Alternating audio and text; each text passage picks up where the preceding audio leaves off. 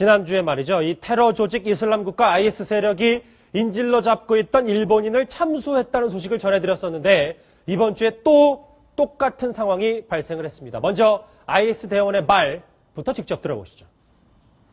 Abe, because of your reckless decision to take part in an unwinnable war, this knife will not only slaughter Kenji, but will also carry on and cause carnage wherever your people are found. So let the nightmare for Japan begin.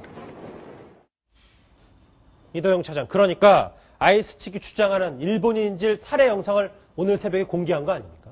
그렇습니다. 미야기현 출신의 고토 씨가 끝내 이 참수되는 장면이 공개가 됐는데요.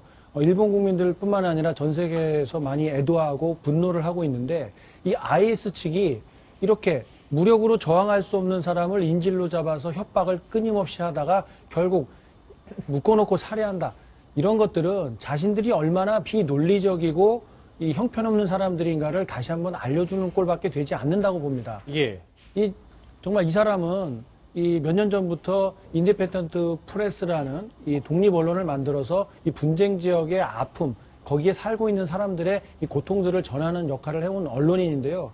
이번에도 작년 10월 달에 이 현지에서는 보통 사람들이 얼마나 고통받고 사는지 그런 것들을 세상 사람들에게 알리겠다. 이 말을 남기고 시리아로 들어갔다고 합니다. 그래놓고 연락이 끊겨가지고 이렇게 오늘 안타까운 이 뉴스로 나타났는데 이런 의리를 가지고 이런 애정을 가지고 세상을 바라보는 사람을 저런 폭력적인 수단으로 이렇게 제압하고 세상을 협박한다는 것은 국제사회가 정말 엄정하게 대처를 해야 될 것 같습니다. 맞습니다. 이 살해된 고토 씨의 어머니가 보시면 이런 얘기를 했습니다. 같은 일본인을 돕기 위해서 시리아에 간 아들의 선량함과 용기를 알아주길 바란다. 이도영 차장, 네. 일본 정부 반응은 어떻습니까? 예, 아베 총리가 공식적으로 이야기를 했는데요. 비열한 테러 행위는 결코 용서할 수 없으며 격렬한 분노를 느낀다. 이렇게 공식 반응을 내놓았습니다. 예. 하지만 일본 측으로서는 향후 테러 위협이 또 나왔기 때문에 즉각적으로 어떤 행동을 취할 것이다. 이런 반응을 내놓지는 않고 있습니다. 상당히 조심스러운 상황입니다.